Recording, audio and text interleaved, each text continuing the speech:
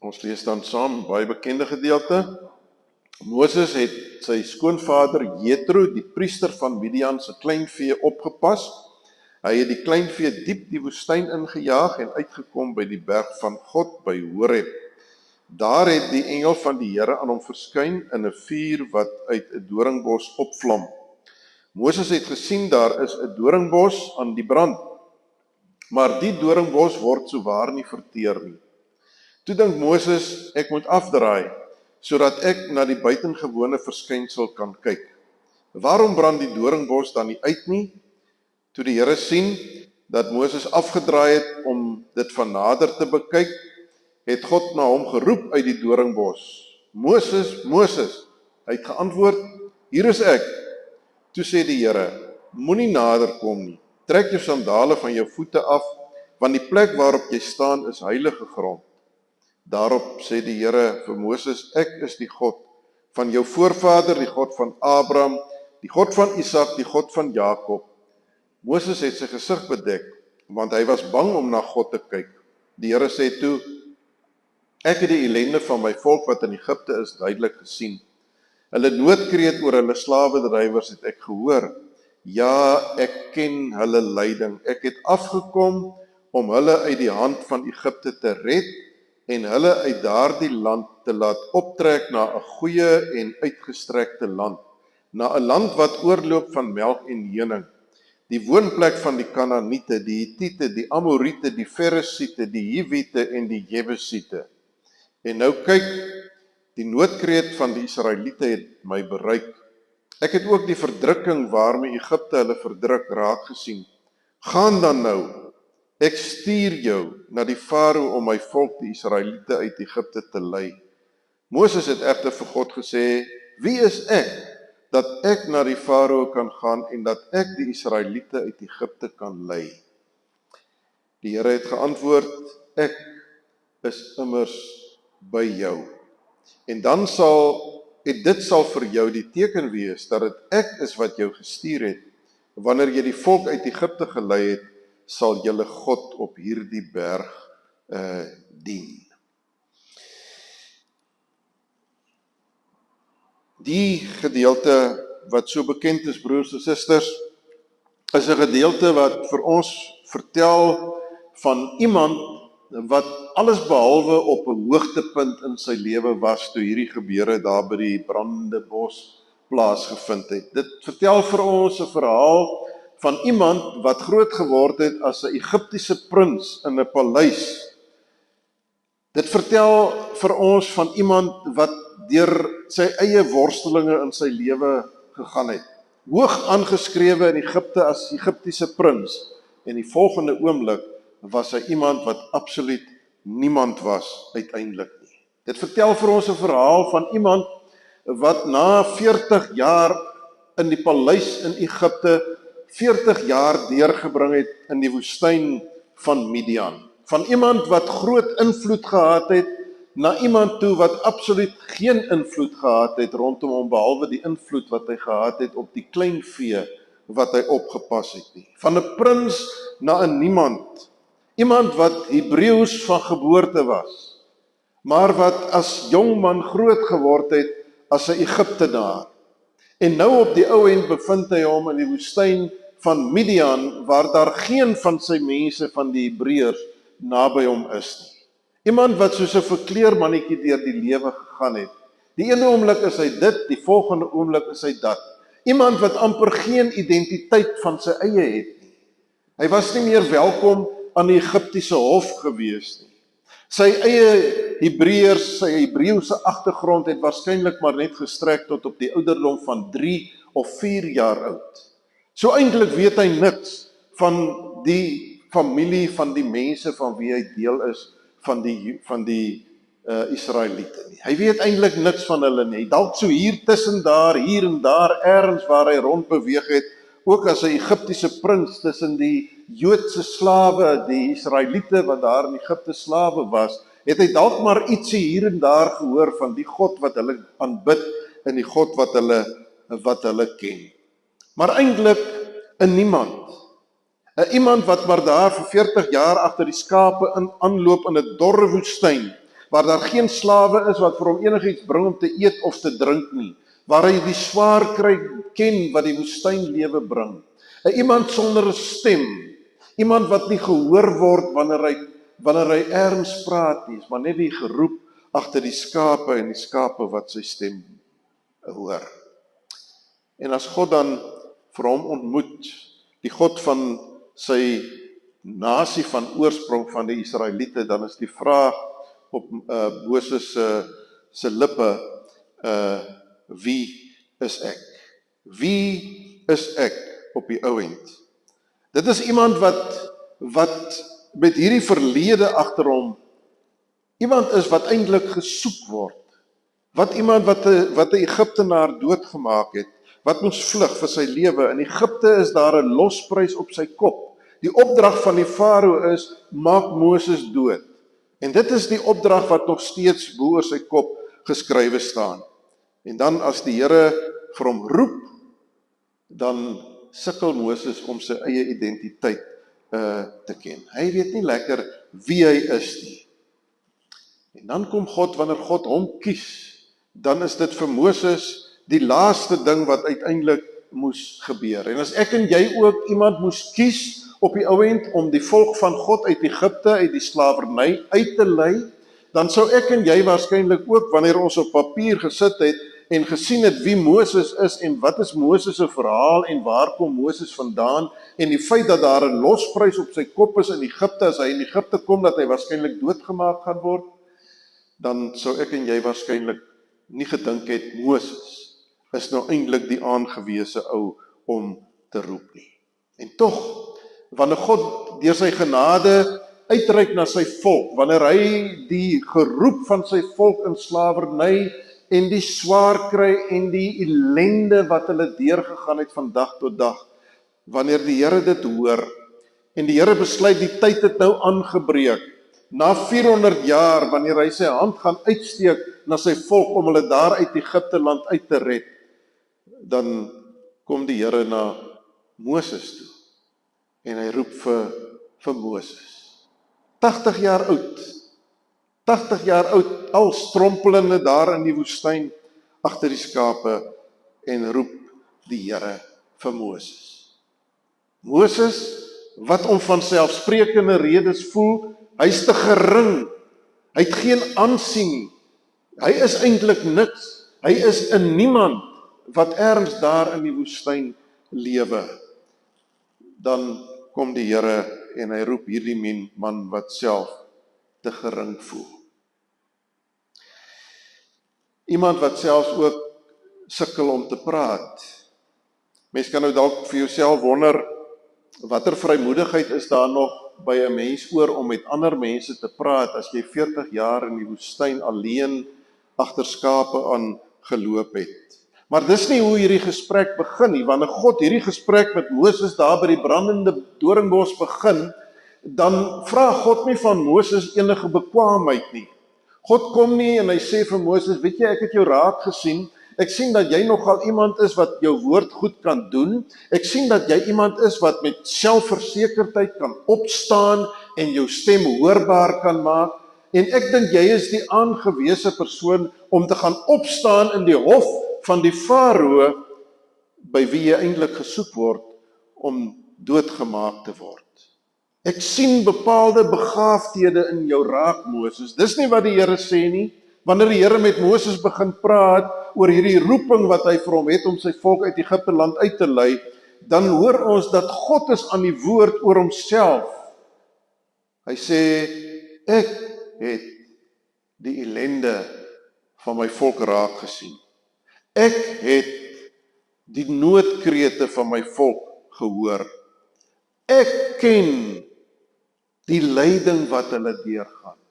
En nou het ek afgekom om iets te doen aan hierdie nood en ellende wat daar by hulle is. God se roeping van Moses begin nie by Moses self en enigstens by sy eie bekwaamhede nie. Dit begin by God. God wat sien, hoor en afkom om te red. En vir jou en vir my broers en susters is dit vanmôre 'n belangrike ding om te hoor in ons eie lewens, dat ons saamwerk met God. Ons diensbaarheid in die hand van God. Ons bruikbaarheid vir God om sy koninkryk hier op aarde te bou. Begin nie by my en jou eie vermoëns nie. Maar dit begin by 'n God wat 'n hart het vir mense wat in nood is. En ons weet uit die woord van die Here dat die Israeliete het geroep uit hulle nood, maar ons weet ook dat daar baie mense in hierdie wêreld, biljoene mense in hierdie wêreld is, wat nie van hulle kant af die behoefte het om te roep na God uit hulle nood van verlorenheid en van hulle nood om sonder God te leef en uiteindelik op pad te wees na die ewige verderf toe nie. Maar dat God weet dat in hulle harte hulle eintlik roep. God roep nie vir ons om uit dit wat ons bied iets verder daarmee te maak. God roep vir my en vir jou omdat hy 'n hart het vir mense in nood. Omdat God hande en voete nodig het om sy liefde en om sy genade uit te dra na mense in nood. Soos wat Moses op die ou end die draer moet wees, die hande en voete van God, om God se liefde vir sy volk gestalte te laat aanneem, om God se liefde vir sy volk sigbaar te maak. So is ek en jy ook geroep as draers van hierdie liefde van God. Ons word nie geroep om uit niks uit iets te maak nie. Ons word nie geroep asof ons enige bekwaamheid het om dinge te kan doen wat in die lewens van ander mense van betekenis en waarde is nie. Ons het nie die woorde om met ander mense 'n gesprek te kan tree en 'n getuienis te kan wees wat meebring dat daar 'n ommekeer in hulle lewens plaasvind en dat hulle vanuit die duisternis na die lig beweeg. Ons het dit nie in onsself nie. Hierdie gedeelte wil vir my en vir jou sê, ons nuttigheid, ons bruikbaarheid vir God begin by God en nie by jou of by my nie. God maak homself aan Moses bekend. Moses, soos ek reeds gesê het, het op daardie stadium nie eintlik geweet wie is God nie. Hy het ergens op 'n manier het hy gehoor by die Israeliete dat daar is 'n God van die vaders van Abraham, Isak en Jakob. Maar wie hierdie God is en hoe hierdie God werk, het Moses nie lekker verstaan nie. Wat Moses wel raak gesien het as hy iets geweet het van hierdie God van die Israeliete, is dat dit lyk asof hierdie God van die Israeliete nie eintlik omgee vir sy mense nie. Dat hulle jaar na jaar en dekade na dekade en uiteindelik in 400 jaar lank dat hulle leef in hierdie uiterste ellende van slawerny daar in Egipte. Dit is wat Moses raak gesien het. 'n God wat lyk asof hy dalk op 'n manier afwesig is, asof hy nie daar is tussen sy mense nie. Verder het hy aan die Egiptiese hof het hy geleer dat daar vir elke mens eintlik maar sy eie God is. Jy kan maar soos die Engelsman sê, pick and choose tussen al die gode wat daar is. 'n verskeidenheid van gode. Daar's 'n God van die rivier, daar's 'n God vir die son en die maan.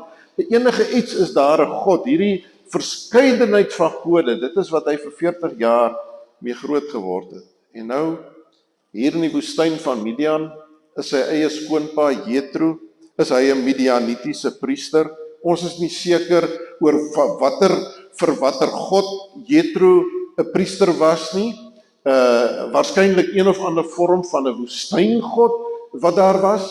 So hier leef hierdie Moses wat hierdie wêreld, hierdie verwarde wêreld voor hom het wanneer hy dink en wanneer hy praat oor God. En kom die Here en kom stel hy homself aan Moses bekend. Moses, ek is die God van jou voorvaders van Abraham, Isak en Jakob.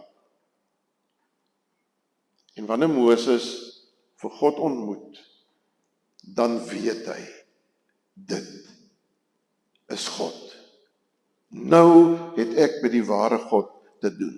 Die God van Abraham, Isak en Jakob, Die God wat uiteindelik getrou bly aan sy volk, wat in sy liefde uiteindelik hou by sy beloftes. Al het jy as mens gedink dat hy op 'n vroeër stadium homself moes hou aan hierdie beloftes, het hierdie God sy unieke tyd, hy is soewerein, hy besluit self, en nou op hierdie spesifieke moment is dit sy tyd wat hy gekies het om uit te reik na sy volk toe. En dan sien ons hoe Moses op die ou en sy gesig verberg voor die Here. Daar vind in 'n sekere sin sou ons dalk kon sê dat daar een of ander manier amper 'n bekering plaasvind in Moses, hierdie oorweldigende besef dat hy nou met al die gode wat in sy kop gemaal het oor baie jare heen, dat hy nou hier te doen het met die enigste en met die ware God. En dis by hierdie God wat Moses se begin is in sy uitvoering van dit wat God van hom vra. Moses, ek stuur jou. Jy weet nie lekker wie jy is nie. Jy voel baie onbelangrik. Jy's baie verward. Jy's bang vir die Egiptenare want hulle soek jou lewe. Maar ek stuur jou na die Farao toe. Moses weet, ek is nie geskik nie. Ek is nie geskik nie. Ek is nie geskik. Ek is te gering om hierdie taak aan te pak. Dit sit as dit ware nie in my broek enigstens om hierdie taak aan te pak nie. Ek het nie die moed nie, die kennis nie, ek het nie die taal nie, my tong is nie vloeiend genoeg nie. Daar's niks wat ek in my het om hierdie opdrag uit te voer nie. En dit is waar ek en jy ook baie keer in ons lewens sit. Daai gevoel van ek kan nie. Ons het so 'n paar Sondae terug by Efesiërs 4 ook stil gestaan by die feit van hoe dit gebeur het in die NG Kerk, dat daar by lidmate 'n gevoel van onmagtigheid gekom het, 'n gevoel van onvermoë gekom het, omdat die taak en die verantwoordelikheid van individuele gelowiges al meer verskuif is na die ampte in die kerk, na die ouderling en die diaken en die dominee. Hulle is die mense wat oor God praat, hulle is die mense wat bid wanneer daar gebid moet word, wat mense aanspreek wanneer aangespreek moet word, wanneer daar nood is en ellende is en siekte is en pyn is by lidmate, dan is hulle die mense wat moet bedien. Ons het uit die woord van die Here uitgesien dat dit 'n verkeerde verstaan van die skrif is, dat die kerk in 'n sekere sin gedwaal het wat dit betref, en dat elke lidmaat 'n geroepene en 'n gestuurde van die Here is. En dan is die vraag, wie is ek nou om oor my geloof te praat? Na ek nou so groot geword het, nadat ek nou hierdie lang pad by die kerk geloop het, waar dit eintlik maar gesê is dat die lidmate is nie mondig genoeg om oor die Here te praat en om te bid en om vir ander van die Here te vertel nie. Daar's mense wie se job dit is om dit te doen. Wie is ek nou? Watter opleiding het ek? Watter kennis het ek van die woord van God om met ander mense te kan praat oor hulle verhouding met die Here? Here, as u dan nou op 'n manier in hierdie tyd van besig wees met u woord, van besig wees met hierdie oorkoepelende tema van die meesterplan, dat elkeen van ons geroep en gestuur is. Here, hoe kan ek nou in hierdie prentjie inpas? Hoe kan ek 'n draer wees van die woord van God en die liefde van God na ander mense toe? Ek is maar net ek. Ek het nie daai kennis nie. Ek het myself so verlaat op dit wat Sondag verkondig word in die woord van die Here, dat ek self eintlik maar op 'n manier die minimum besig was met die woord van God, om self die woord van God te ondersoek en self die woord van God te leer ken. Ek het my verlaat, vir hoe lank het ek my verlaat daarop, dat ander mense vir my vertel wat staan in die Bybel.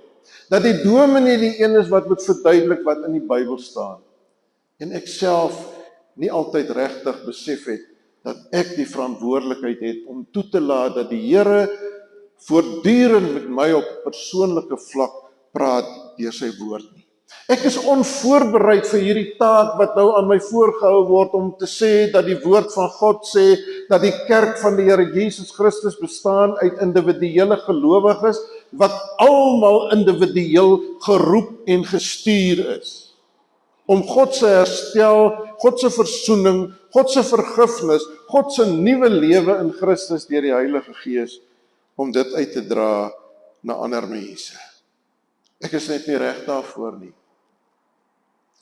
Ons sien dat die Bybel probeer nie hierdie gevoel wat Moses het van ek kan nie, dat die Bybel dit wegpraat nie.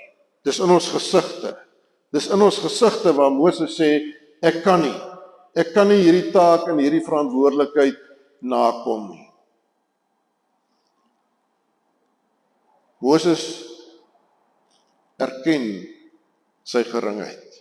Soos wat ek en jy ook miskien vanmôre ons geringheid voor die Here sal erken en sê Here, ek kan nie. Ek is nie in staat om dit te doen nie. God se antwoord aan Moses is nie om Moses nou op te pomp en nou vir Moses te sê, ag nee Moses, jy onderskat maar net jouself. Jy dink te min van jouself. Moses, wat eintlik moet gebeur, is dat jy moet meer van jouself dink. Jy moet besef dat jy het bekwaamhede in jou. Daar is sekere dinge in jou wat maak dat jy eintlik 'n baie geskikte persoon is om die evangelie van God se genade die wêreld in te dra nie. God sê nie vir Moses jong, weet jy het eintlik baie potensiaal. Jy is nou nog nie lekker op die regte plek nie, maar as in jou is daar 'n hele klomp potensiaal en wat eintlik nou net moet gebeur is dat jou potensiaal moet ontwikkel word sodat jy instrument in God se hand kan wees nie. Dit is nie wat die Here vir Moses sê nie. Moses moet baie mooi verstaan dat daar geen bekwaamheid in homself lê nie. Soos wat ek en jy ook baie mooi moet verstaan dat daar ook geen bekwaamheid in onsself geleë is nie. God soek nie bekwaamheid by my en jou nie. Hoor jy mooi? Wanneer God besluit, hy wil jou gebruik, dan wil hy nie jou gebruik op grond van enige bekwaamheid wat daar binne in jouself is nie. God sê uiteindelik vir Moses, ek sal met jou wees. En dit is die hele keerpunt in hierdie verhaal. Dit is wat maak dat iemand wat gering is, soos wat ons tema vir vandag sê, doodreg raak vir die werk in God se hand. Dit is die moment wanneer dit deurdring dat God wat geen bekwaamheid in jou en my soek nie, geen talente in my en jou soek wat ons van nature het nie. Wanneer dit deurbreek, is dat jou bekwaamheid en my bekwaamheid en Moses se bekwaamheid lê in die teenwoordigheid van God by diegene wie hy roep. Dis een boodskap reg deur die Bybel. Dat God wanneer hy roep, dan roep hy dikwels die mees onwaarskynlike persoon wat jy in jou lewe dink geroep moet word vir hierdie taak. Dawid, 'n skaapwagtertjie. Die profeet Amos was ook 'n skaapwagter gewees. Mense in daardie tyd wat skaapwagters was ver weg van die skole af, was ver weg van opleiding af, was waarskynlik mense wat nie eers kon lees en skryf nie. Nehemia, wat ook sê hy's te jonk, my ouderdom is nog nie daar, dat ek nou met groot mense kan gaan praat nie, hy word geroep. Wanneer Jesus kom en hy roep mense om hom te volg, om sy disippels te wees, om uiteindelik die evangelie te begin uitdra na die hele wêreld, dan roep hy vissers. Hy roep gehate mense soos tollenaars, Matteus wat hy ook roep om deel van sy disipelkring te wees. Die op 'n ironiese en eintlik humoristiese wyse, wanneer God iemand roep om die grootste gedeelte van die Nuwe Testament te skryf, dan roep hy Paulus. Paulus wat die grootste vervolger is van die Christene. En lees ons in die boek Handelinge. Paulus wat alles doen om Christene net aan die kaak te stel en om die hele Christelike evangelie te stop, dat hierdie evangelie verder versprei. Dan roep God vir Paulus. Nie omdat Paulus bekwaamheid het nie, maar omdat die Here hom bekwaam maak. Ons hoor ook uiteindelik, in hierdie gedeelte waar die Here vir Moses sê, ek sal by jou wees, en dit is waar jou krag lê, in my teenwoordigheid by jou. Hoor ons dieselfde wat die Here Jesus op die ou end ook vir sy disippels sê, wanneer hy vir hulle die opdrag gee en te sê, gaan en verkondig die evangelie, en wanneer mense tot bekering kom, doop hulle in die naam van die Vader, die Seun en die Heilige Gees, en kyk, as ek nou vir julle sê, dis julle werk, gaan en dra die evangelie uit, kyk, ek is met julle, al die dae van julle lewe, tot aan die volëinding, is ek met julle. So broers en susters, jy het miskien al by geleentheid daar in omstandighede gewees, waar dinge rondom jou gebeur, waar mense dinge rondom jou sê, waar daar binne in jou hierdie gedagte of hierdie gevoel gekom het, maar ek moet nou my mond oopmaak, ek moet nou praat in hierdie omstandighede, ek moet iets sê oor God en oor Jesus. Jy was miskien al in die situasie gewees, waar jy by 'n klein kind van jou gesit het, en waar jy besef het dat hierdie klein kind dit nodig het om die evangelie te hoor van 'n God wat liefhet, 'n God wat sy seun gestuur het, 'n God in wie daar vergifnis van sonde is.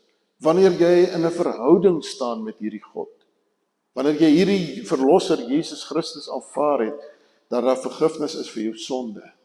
En dan bly oupa of ouma uiteindelik maar stil, onbeholpe, onbeslaa en voel net nie die entoesiasme en die gehoorsaamheid en gewilligheid om wel daai treukie te gee, om iets van Jesus met daardie persoon te deel nie. Miskien ry jy ergens op pad na 'n vergadering toe, of het jy 'n geleentheid per motor saam met iemand gekry om by jou kinders te gaan kuier. En is daar in daardie gesprek in die kar, is daar hierdie momente, wanneer jy dit beleef, dat jy eintlik, dit voel vir jou, jy moes eintlik nou iets kon gesê het, oor die evangelie van God se genade en liefde. En dan bly jy stil op die ou end. En dan agterna, en dan voel jy skuldig. En dan dink jy maar, ek moes eintlik iets gesê het, en jy voel teleurgestel in jouself, dat jy nie iets gesê het nie. Dat jy nie jou mond oopgemaak het, om te praat oor hierdie God van liefde nie. En dan gaan dit maar weer verby.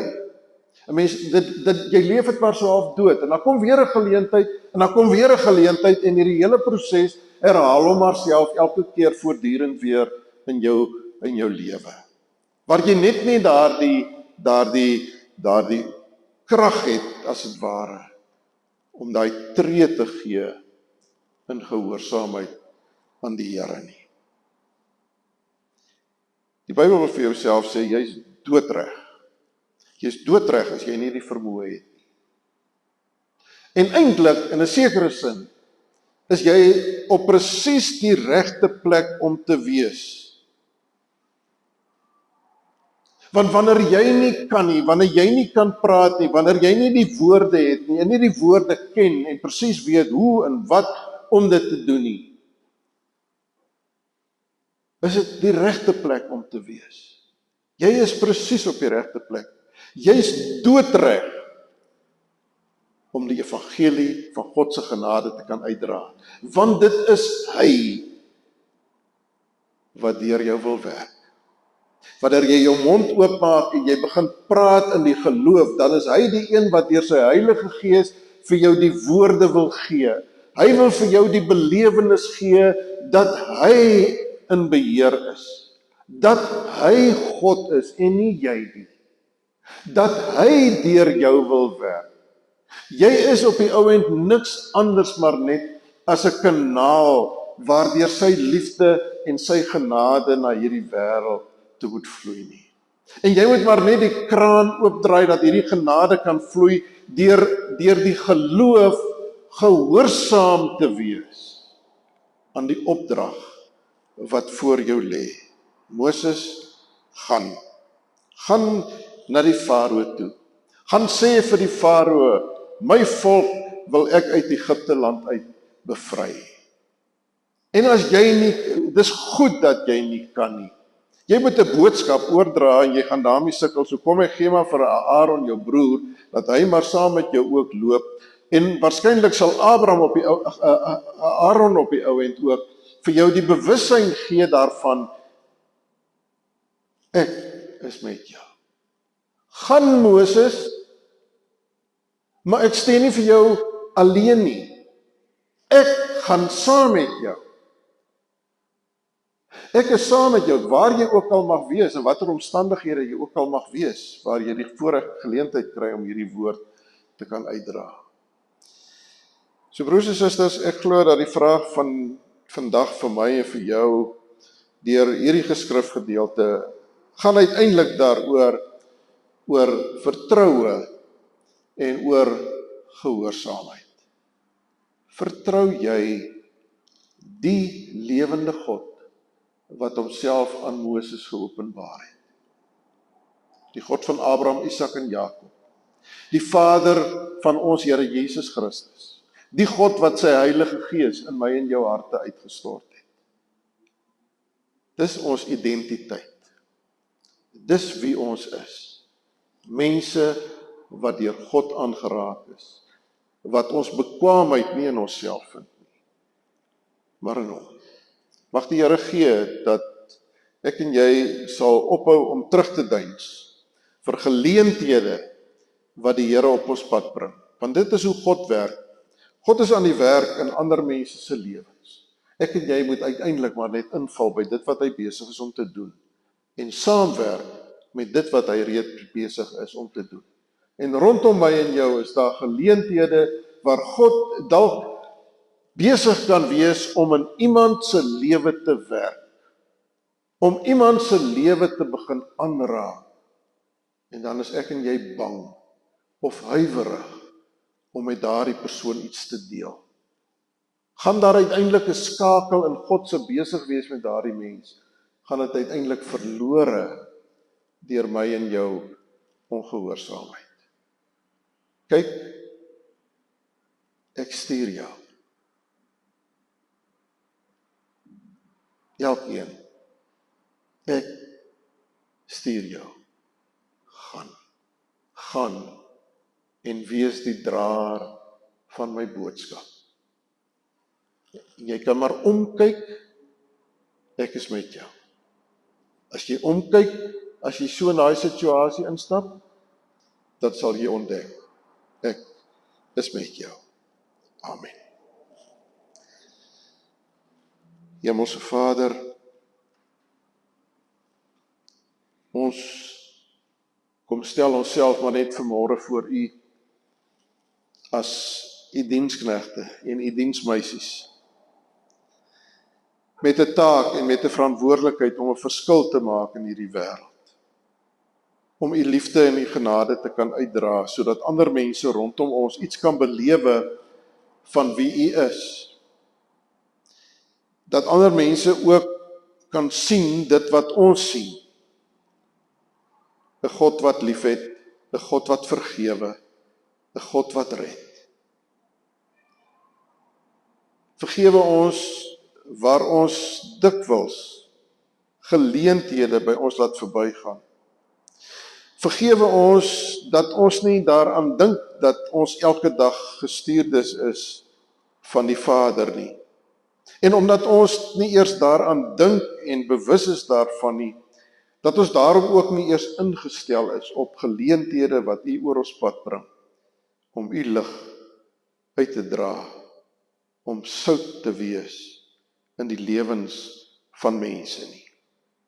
Wil U gee, o Here, dat hierdie woord wat so herhaaldelik na ons toe kom, nou oor so lang tyd reeds, dat hierdie woord sal deurdring in ons harte.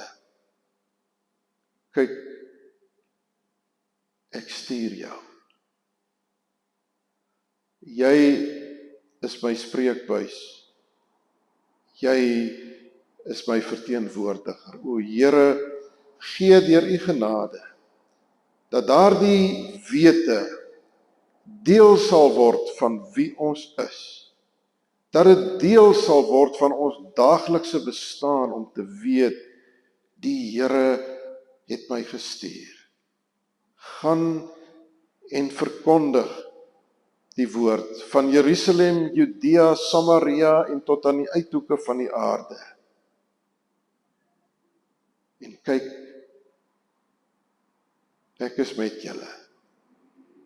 Geef vir ons die geloof, ook as 'n gemeente, om ook as 'n gemeente U roepstem te beleef, om ook as 'n gemeente ons eie onbekwaamheid te kan raak sien en te kan erken, maar Here, ons bekwaamheid om doodreg te wees, om dit in U te vind, maak dit ook moontlik vir ons as 'n gemeente in Jesus se naam.